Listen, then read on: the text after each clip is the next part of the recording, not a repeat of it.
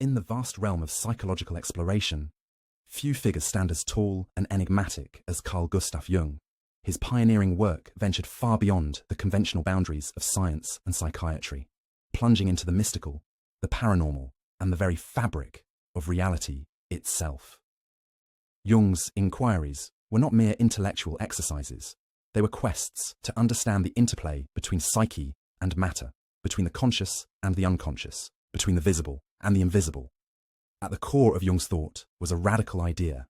The psyche is not confined within the biological brain, nor is it limited to the individual mind. Instead, it has an expansive, almost cosmic dimension, one that transcends time and space. To Jung, this was more than theory. It was a lived experience, a revelation gained through decades of clinical practice, introspection, and profound mystical encounters. The psyche beyond the brain. A paradigm shift. Traditional psychology and neurology had long maintained that mental processes are exclusively brain-bound phenomena. Jung challenged this notion with astonishing boldness. Drawing from parapsychology, mysticism, and his own clinical observations, he argued that psychic phenomena could not be fully explained by neurological activity alone. One of Jung's key insights was that the psyche exhibits what he called a relative temporal and relative spatial character. This means that psychic events do not strictly follow the linear cause and effect flow dictated by classical physics. Instead, they seem to operate within a framework where time and space are fluid, interconnected, and sometimes suspended. This view laid the foundation for his groundbreaking collaboration with Nobel laureate physicist Wolfgang Pauli, a partnership that bridged psychology and quantum physics in an unprecedented way. Synchronicity, meaningful coincidence, or the fingerprint of the unconscious. Central to this bridge was Jung's theory of synchronicity, defined as meaningful coincidences that lack a causal relationship, yet seem deeply connected by meaning. Synchronicity challenged the deterministic worldview of classical science. Jung observed countless cases where two or more events aligned in ways that transcended probability, reflecting the psyche's mysterious influence on physical reality. Jung wrote, "Synchronicity ascribes to the moving body a certain psychoid property, which, like space, time, and causality, forms a criterion of its behavior." In other words, the psyche acts like a subtle force intertwined with matter, guiding events in ways we do not yet understand. This psychoid factor is neither purely physical nor purely mental. It inhabits a liminal space between both realms. This idea is revolutionary because it rejects the reductionist materialism that confines mind and spirit within the brain.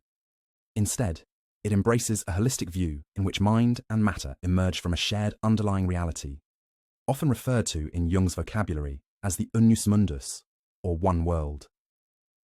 ESP and the collective unconscious, the universal mind. The implications of Jung's theory extend even further when we consider phenomena such as extrasensory perception, ESP. Jung did not dismiss these occurrences as mere superstition. Instead, he saw ESP as manifestations of the collective unconscious, a vast reservoir of archetypes and psychic material shared among all humans, regardless of time and place. This collective unconscious is not just an abstract idea, it is a dynamic, living substrate that permeates everything. It exists not only in humans, but also in animals, and even physical events. The universe, according to Jung, is suffused with psyche, and matter itself is imbued with psychic qualities. This interconnectedness echoes ancient wisdom traditions. For instance, the Hermetic principle, as above, so below, captures the microcosm-macrocosm relationship. The human soul is a reflection of the cosmos, and vice versa. Jung's terminology for this concept varies. Sometimes he calls it the pleroma, anima mundi, or cosmic sympathy. Yet the essence remains the same. The boundaries we perceive between self and world are porous illusions, archetypal states, and religious surrender. Intriguingly, Jung linked supernatural abilities or spiritual experiences to the activation of archetypal constellations within the psyche. When an individual consciously or unconsciously enters a state resonant with a particular archetype, they may access extraordinary faculties, visions, intuitions, healing powers that seem to transcend normal human limits. This aligns closely with religious phenomena, where surrendering the ego to a higher power corresponds psychologically to a subordination of the personal self, to the self, or God image. The religious experience, then, is not just faith, but a psychological transformation that temporarily or permanently shifts the individual's psychic orientation. Such archetypal states are gateways between the individual and the collective psyche, enabling a direct experience of the universal. The psyche and the universe, a dynamic relationship. Jung's visionary ideas resonate with some of the most profound questions of existence. What is the nature of reality? How do mind and matter interact? Is consciousness a fundamental feature of the universe or an emergent property of complex brains? By positing that psyche and matter interpenetrate and co-define each other, Jung opened the door to a radical new perspective. It is a vision where reality is not merely an external stage, but a participatory realm, shaped by both objective events and subjective meaning. This perspective challenges the dominant scientific paradigm, which tends to dismiss subjective experience as secondary or illusory. Instead, Jung's approach invites us to consider consciousness as an active agent in the unfolding cosmos, with mysteries still to be uncovered. Illustrative case studies and personal experiences. To ground these lofty ideas, Jung and his followers documented many striking examples where psychic phenomena and synchronicity defied rational explanation. One famous story involves a patient who dreamed of a golden scarab beetle only for a real scarab to appear at the moment the dream was shared. Such moments serve as living proof of the psychoid connection, where the inner and outer worlds mirror and inform each other. Similarly, Jung's extensive correspondence with Wolfgang Pauli explored parallels between quantum indeterminacy and psychic causality, revealing a shared puzzle at the heart of both physics and psychology. The scientific and spiritual legacy of Jung's ideas, though controversial in his time and often dismissed by mainstream scientists, Jung's integrative vision has found new life in contemporary fields like transpersonal psychology, consciousness studies, and even quantum cognition.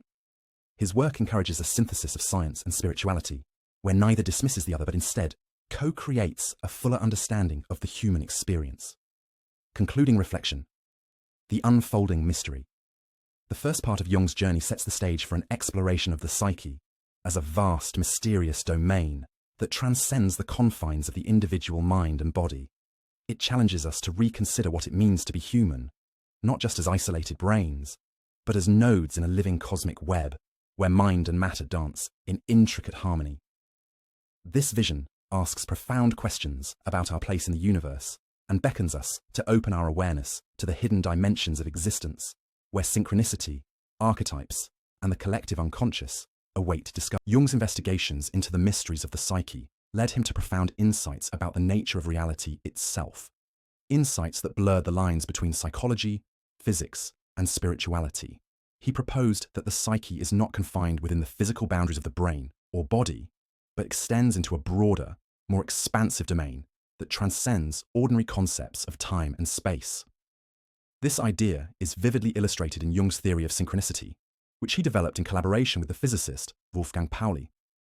Pauli's pioneering work in quantum mechanics revealed a universe governed not only by causality, but also by acausality, events that are connected not by direct cause and effect relationships, but by meaning.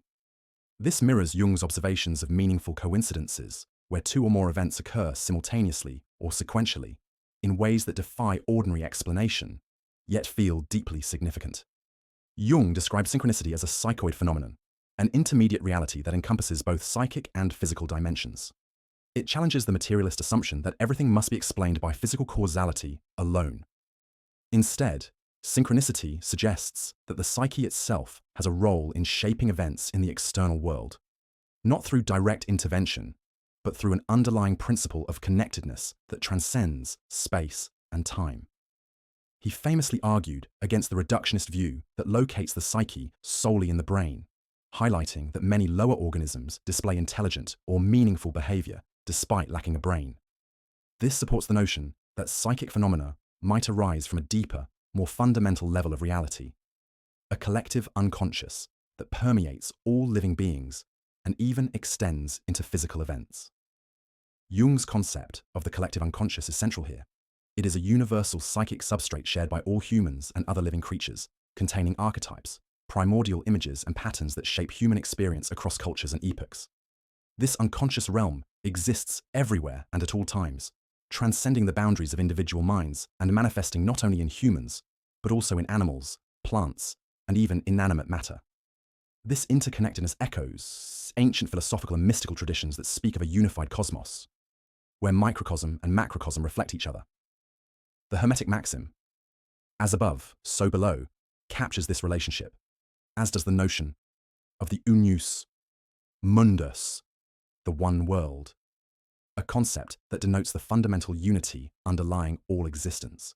Jung also observed that some individuals seem to possess extraordinary abilities to tap into these archetypal energies, or the collective unconscious, often through altered states of consciousness or deliberate spiritual practices.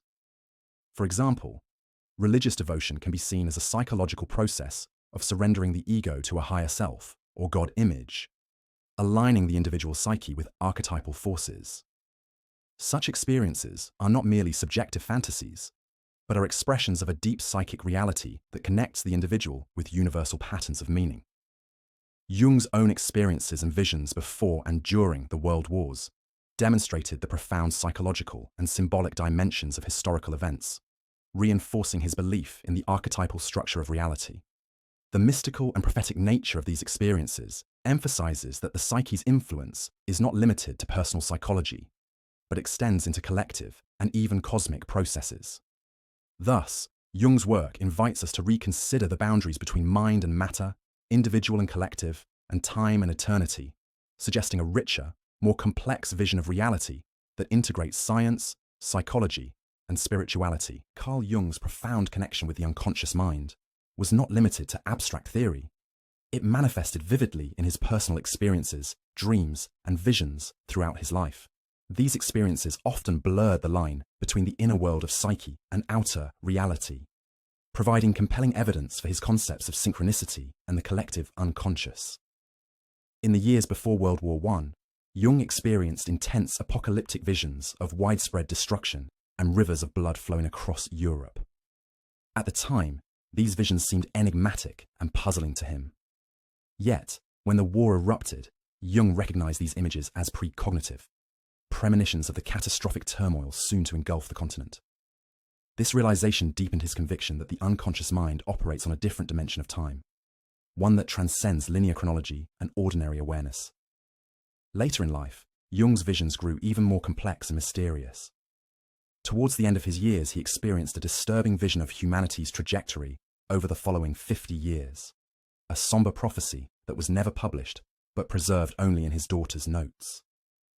These apocalyptic insights reveal the intimate link Jung felt between his inner psychic world and the fate of humanity itself.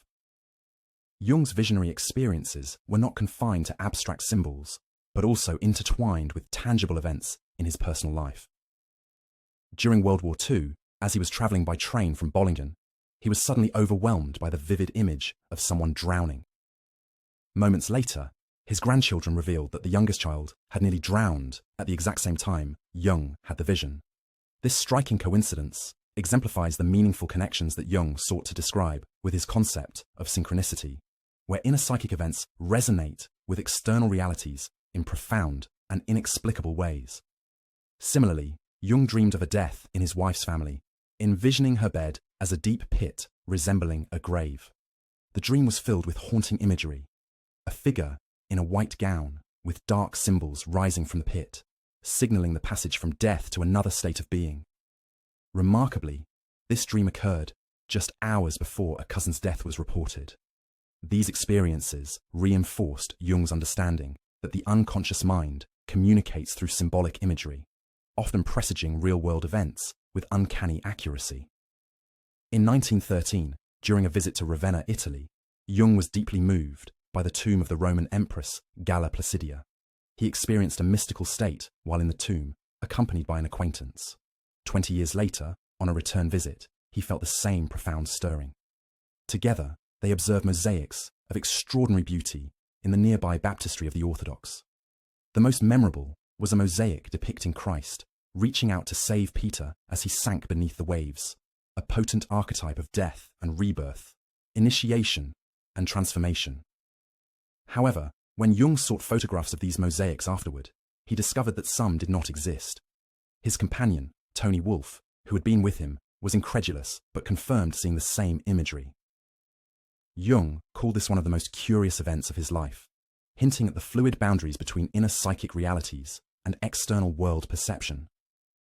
In 1944, Jung came close to death himself, experiencing a near-death experience that further deepened his reflections on the afterlife and the nature of the psyche beyond the physical body. The deaths of his close companions, including Tony Wolff and his wife Emma Jung, prompted him to meditate on the concept of reincarnation. He dreamt of Tony's return as a vibrant farmer in the Umbrian countryside, more alive and connected to the earth than in her previous life. In contrast, his dreams of Emma depicted her engaged in spiritual study, seemingly on a higher plane inaccessible to Jung himself. This duality between earthiness and spirituality, life and death, ego and self, underpinned much of Jung's later thinking. It highlighted the complexity of human existence and the continuity of consciousness beyond physical death.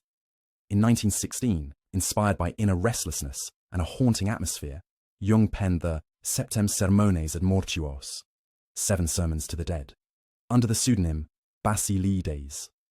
The text arose from a supernatural encounter. Jung's house became filled with ghostly presences that communicated a profound message about the nature of the soul and the cosmos. When Jung took up the pen to write these mystical texts, the spectral crowd dissipated, and the haunting ended. This episode marked a turning point, crystallizing key Jungian concepts such as the unconscious, individuation, archetypes, and the self. Following this encounter, Jung created his first mandala drawing, Systema Munditotius, a symbolic cosmology depicting the tension between microcosm and macrocosm, light and dark, life and death. The figure of Abraxas, the ambivalent world-creating archon from Gnostic tradition, featured prominently, embodying the paradoxical nature of existence. Jung believed the dead's voices represented unresolved questions and mysteries, suggesting that consciousness does not simply cease at death, but continues its development, influenced by the living. Jung's experiences with ghosts and spirits led him to rethink the common assumptions about death and the afterlife. He observed that the dead seemed to know no more than at the moment of death, awaiting answers from the living. This led to his idea that human consciousness is engaged in an ongoing process that transcends life and death, where the living and dead mutually influence one another's evolution. Throughout his life, Jung was haunted by dreams and visions involving ancestral spirits and dialogues with the dead. One particularly vivid dream involved a Latin-speaking assembly of ancient spirits posing a profound question to Jung, a question he could not yet answer. This experience catalyzed his work on psychology of the unconscious, later, symbols of transformation, marking the beginning of his quest to uncover deeper layers of the psyche. Jung's openness to spiritual and paranormal phenomena stood in contrast to the rationalist skepticism of his era. He approached accounts of ghosts, hauntings, and psychic events with careful examination and respect, seeking to understand the psychological conditions that gave rise to such experiences. While initially cautious, Jung's growing collection of evidence from various cultures and individuals led him to acknowledge the reality of these phenomena, albeit in ways that defy simple scientific explanation. His famous encounter with a haunted cottage in England, where unexplained noises, visions, and sensations persisted, exemplifies the mysterious interplay between psyche and environment. Jung's willingness to engage with these enigmas without dismissiveness or credulity demonstrates his nuanced perspective, one that neither fully endorses nor rejects the paranormal, but embraces its complexity. These personal and professional experiences culminated in a worldview that integrates psychology, spirituality, and the mysteries of existence. Jung saw the unconscious not merely as a repository of repressed memories, but as a vast dynamic realm that connects all beings across time and space, permeated by archetypes and transcendent meaning. Carl Gustav Jung's lifelong fascination with the supernatural and the mysteries of the psyche led him to explore phenomena that many in the scientific and rationalist communities dismissed outright. His experiences and reflections, particularly in his later years, reveal a thinker deeply committed to bridging the gap between empirical psychology and the enigmatic spiritual realm. One vivid incident that Jung recalled involved a vision resembling an ancient procession of spectral figures. He later read about a 17th century chronicle recounting a man alone in the mountains who was disturbed one night by a ghostly procession of men singing and playing music near his hut. A local shepherd explained these were Wotan's army, the souls of the departed, occasionally appearing to lonely travellers. This tale resonated with Jung's own experience of a gathering of dark-clad figures descending from the mountains to surround his Bollingen Tower. Jung also considered historical parallels such as the Reisläufer, a mercenary army of young Swiss men who each spring marched from central Switzerland to Italy, bidding farewell with song and celebration. Could his vision have been an echo of such a ritual, a synchronicity bridging past and present? This question exemplifies Jung's belief that time and psyche are interwoven in ways that transcend ordinary understanding. Jung's profound insight into human nature was demonstrated at a dinner where, without prior knowledge, he recounted the life story of a man present, unknowingly describing an imaginary criminal. The man opposite him turned out to be the exact person Jung had described. Jung compared this uncanny seeing through to a dog's instinct. It might be fooled temporarily, but ultimately it senses the truth beneath deception. This participation mystique, a term borrowed from anthropologist Lucien Levy-Bruhl, illustrates Jung's understanding of an archaic, collective dimension of perception, an impersonal, instinctive knowing rooted in the unconscious. In 1927, Jung's friend H passed away.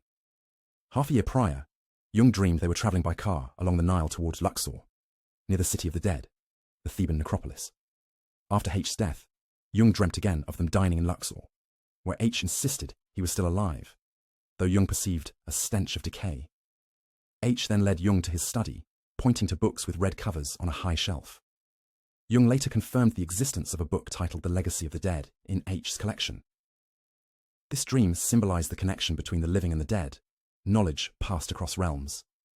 Jung also recounted a tragic synchronistic event involving a patient struggling with depression and a jealous spouse. After Jung helped the man recover, the wife's oppressive influence led him back into despair. Jung warned the man to seek help if needed, but under his wife's sway, he didn't. One night after a lecture, Jung awoke, sensing a presence. The next day he learned the patient had died by suicide, the bullet lodged in the back of the skull, matching the location of Jung's unexplained forehead pain. This occurrence embodied Jung's concept of synchronicity, meaningful coincidences that defy causal explanation, but hold profound psychic significance. Perhaps the most famous example of synchronicity was Jung's patient who dreamt of a golden scarab, a symbol of transformation and rebirth from Egyptian mythology, while a real scarab beetle appeared at that moment, tapping at the window. This striking alignment broke the patient's intellectual resistance and opened her to the unconscious, exemplifying how external events can manifest internal archetypal themes.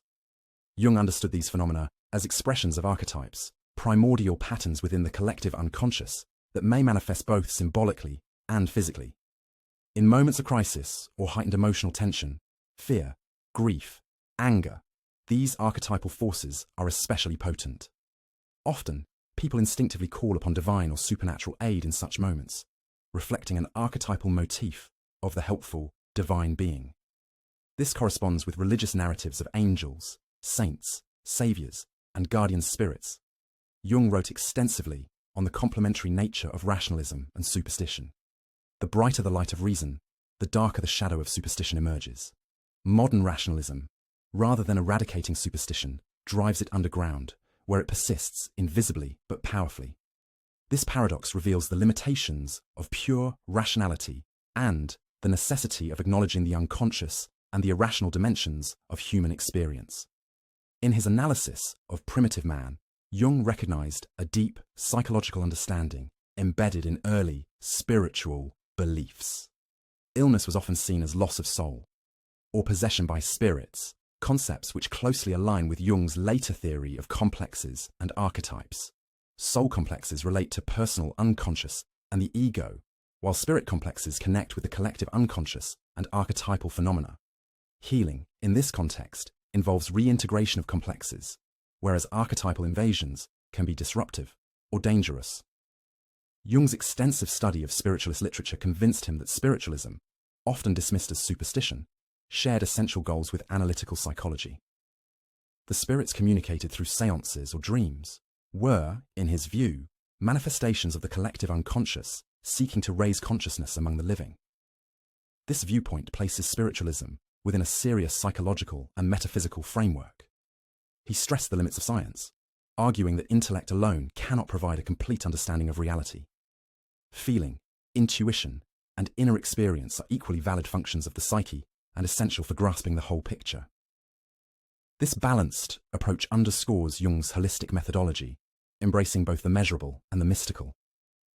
Throughout his career, Jung's focus was less on whether ghosts or spirits objectively exist, and more on who experiences these phenomena, under what psychic conditions, and what symbolic meanings they carry.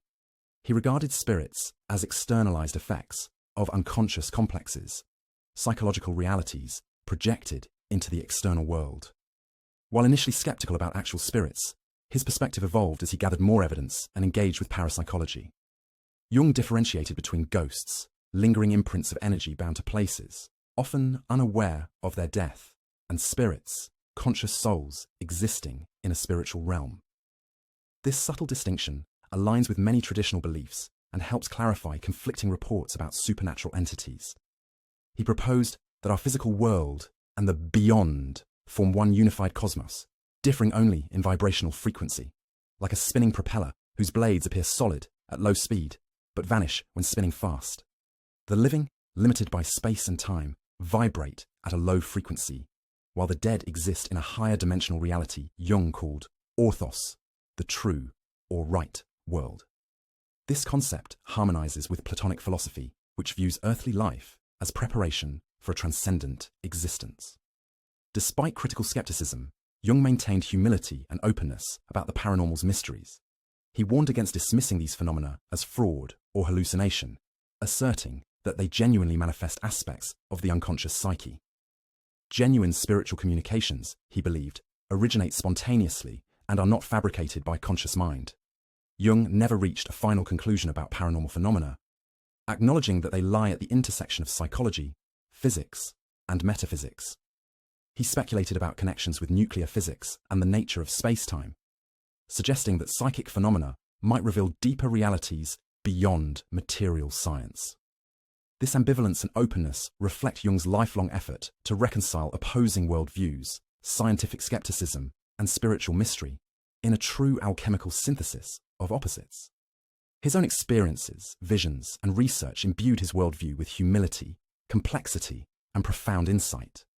Ultimately, Jung's deepest conviction was rooted in personal inner experience rather than blind belief. When asked if he believed in God, Jung responded, "I don't need to believe, I know." His gnosis, direct inner knowing through visions and images, became the foundation of his life's work, enabling him to offer his gifts to the world with authenticity and depth. Belief, Jung insisted, is never an adequate substitute for inner experience. It is through this intimate, transformative engagement with the unconscious that true understanding emerges, transcending dogma and skepticism.